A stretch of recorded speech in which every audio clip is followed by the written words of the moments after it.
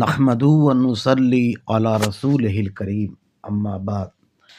شریعت اور حدیث میں فرق ہے۔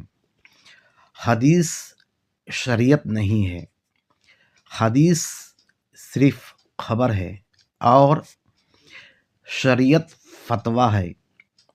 ایک مسئلہ پہ حدیث کئی ملتی ہے مگر فتویٰ ایک ہی ہے جو شریعت ہے۔